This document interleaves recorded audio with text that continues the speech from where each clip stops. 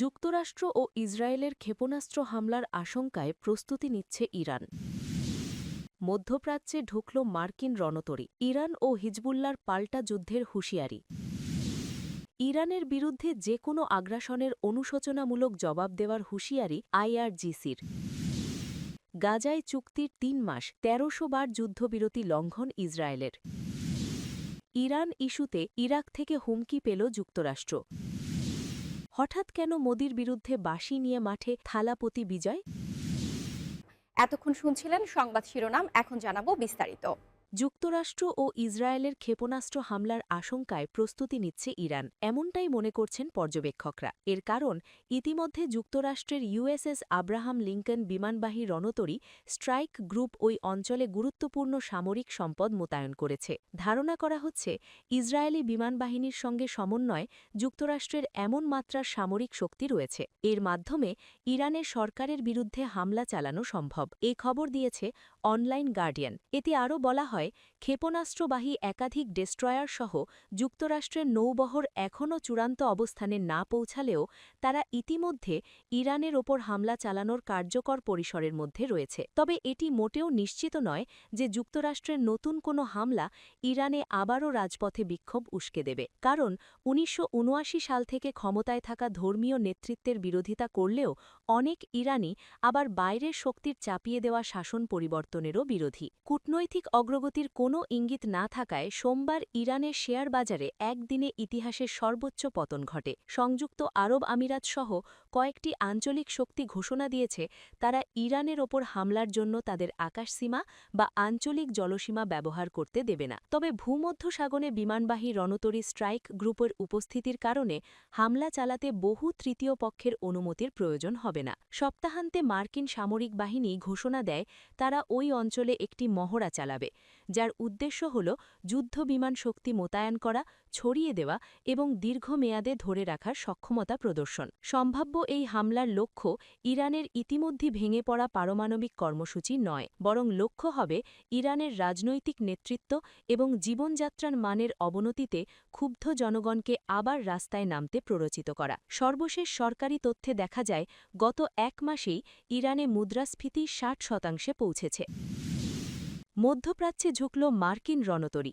Iran ও হিজবুল্লার পাল্টা যুদ্ধের হুঁশিয়ারি। ইরানের সঙ্গে ক্রমবর্ধমান উত্তেজনার মধ্যে মার্কিন বিমানবাহী রণতরী ইউএসএস আব্রাহাম লিঙ্কন এবং তার সহায়ক যুদ্ধজাহাজগুলো মধ্যপ্রাচ্যের জলসীমায় পৌঁছেছে।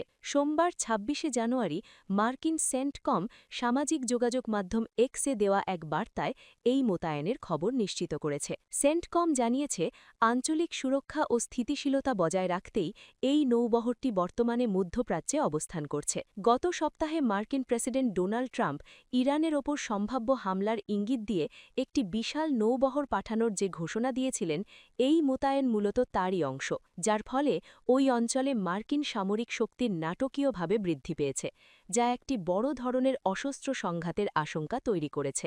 মার্কিন এই সামরিক শক্তি বৃদ্ধির প্রতিক্রিয়ায় ইরান কঠোর হুঁশিয়ারি উচ্চারণ করে জানিয়েছে তারা যে কোনো ধরনের মার্কিন আগ্রাসনের দাঁত ভাঙা জবাব দিতে প্রস্তুত। ইরানের পররাষ্ট্র মন্ত্রণালয়ের মুখপাত্র ইসমাইল বাগাই সোমবার এক বিবৃতিতে বলেন, এই ধরনের রণতরী মোতায়েন করে ইরানি জাতিকে রক্ষা করার দৃঢ় সংকল্প থেকে তেহরানকে বিচ্যুত করা যাবে না। তেহরানের পক্ষ থেকে স্পষ্ট করা হয়েছে যে কোনো হামলাকে তারা সর্বাত্মক যুদ্ধ হিসেবে বিবেচনা করবে এবং এর প্রতিক্রিয়া হবে অনুতাপ উদ্রেককারী। গত বছর ইরানের পারমাণবিক কর্মসূচিতে মার্কিন হামলার প্রেক্ষাপটে তৈরি হওয়া রেষারেষি এবং সাম্প্রতিক অভ্যন্তরীণ বিক্ষোভ দমনে তেহরানের ভূমিকার জেরে দুই দেশের মধ্যে এই যুদ্ধাংদেহী পরিস্থিতি তৈরি হয়েছে। এদিকে লেবাননের শক্তিশালী সশস্ত্র গোষ্ঠী হিজবুল্লার প্রধান নাঈম কাসেম এক টেলিভিশন ভাষণে জানিয়েছেন, তেহরানের ওপর যে কোনো হামলা হিজবুল্লার ওপর হামলা হিসেবেই গণ্য হবে। তিনি সতর্ক করে দিয়ে বলেছেন যে ইরানের ওপর নতুন কোনো যুদ্ধ শুরু হলে তা পুরো অঞ্চলকে জ্বালিয়ে দেবে এবং এই লড়াইয়ে হিজবুল্লাহ কখনোই নিরপেক্ষ থাকবে না। ইরানের বিরুদ্ধে যে কোনো আগ্রাসনের অনুশোচনামূলক জবাব দেবার হুঁশিয়ারি আইআরজিসির। ইরানের ইসলামী বিপ্লবী গার্ড বাহিনী বা আইআরজিসির deputy commander brigadier general Ahmed Vahidi বলেছেন যে তেহরানের বিরুদ্ধে যে কোনো শত্রুতাপূর্ণ পদক্ষেপের প্রতি কঠোর জবাব দিতে ইরান সম্পূর্ণ প্রস্তুত।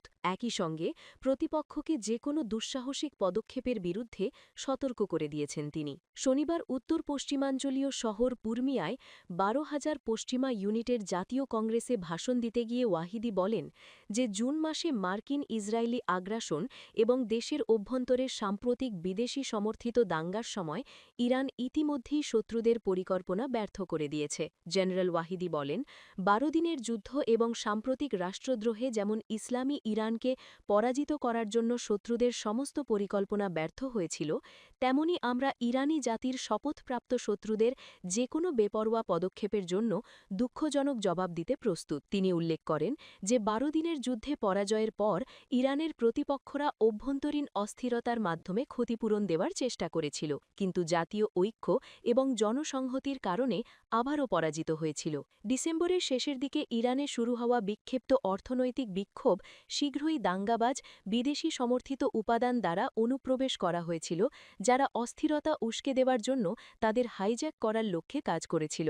ইরানি গোয়েন্দারা নিশ্চিত করেছে যে এই উপাদানগুলো আমেরিকা এবং ইসরায়েলি গোয়েন্দা সংস্থার মাধ্যমে অস্ত্র এবং লজিস্টিক সহায়তা পেয়েছে, যার ফলে ইরানি বাহিনী এসব চক্রের নেতাদের গ্রেপ্তার করে এবং রাজধানী তেহরানের দিকে নিয়ে যাওয়া অস্ত্র আটক করে। ওয়াহিদি ইরানি জনগণের বিরুদ্ধে কাজ করার জন্য বিদেশি শক্তির নিন্দা করেছেন। তিনি ইরানের ওপর আরোপিত নিষেধাজ্ঞা এবং সাম্প্রতিক অস্থিরতার সময় শাহীনলতার ঘটনাগুলিকে ইরানি জাতির প্রতি দীর্ঘস্থায়ী শত্রুতার উদাহরণ হিসেবে উল্লেখ করেছেন। তিনি আরও জোর দিয়ে বলেছেন যে মার্কিন যুক্তরাষ্ট্র এবং তার মিত্রদের চূড়ান্ত লক্ষ্য হল ইরানকে দুর্বল করা, জাতীয় সংহতিকে দুর্বল করা এবং দেশকে বিদেশি প্রভাবের অধীনে আনা। গাজায় চুক্তির ৩ মাসে ১৩০০ বার যুদ্ধবিরতি লঙ্ঘন ইসরায়েলের। যুক্তরাষ্ট্রের প্রেসিডেন্ট ডোনাল্ড ট্রাম্পের মধ্যস্থতায় ইসরায়েল এবং হামাসের মধ্যে কাগজ কলমে যুদ্ধবিরতি চলছে। ২০২৫ সালের ১০ অক্টোবর সেই যুদ্ধবিরতি কার্যকর হবার পর থেকে অন্তত ১,৩০০ বার যুদ্ধবিরতি লঙ্ঘন করেছে ইসরায়েল। এর মধ্যে ৪৩০ বার বেসরকারি নাগরিকদের উপর গুলি চালানো এবং ৬০০ বারের বেশি বোমা বর্ষণ বা গোলাবর্ষণের ঘটনা রয়েছে। আল জাজিরা প্রকাশিত প্রতিবেদনের তথ্যমতে অন্তত ৬৬ বার ইয়েলো লাইনের বাইরে আবাসিক এলাকায় অভিযান পরিচালনা করেছে ইসরায়েলি বাহিনী। ২০০ বারের বেশি মানুষের ঘরবাড়ি ধ্বংস করেছে। এছাড়া গত এক মাসে গাজা থেকে অন্তত ৫০ জন ফিলিস্তিনিকে আটক করেছে ইসরায়েল। একই সঙ্গে ইসরায়েল গাজা উপত্যকায় অত্যাবশ্যক মানবিক সহায়তা প্রবেশে বাধা অব্যাহত রেখেছে এবং বিভিন্ন এলাকায় বাড়িঘর এবং অবকাঠামো ধ্বংস করছে।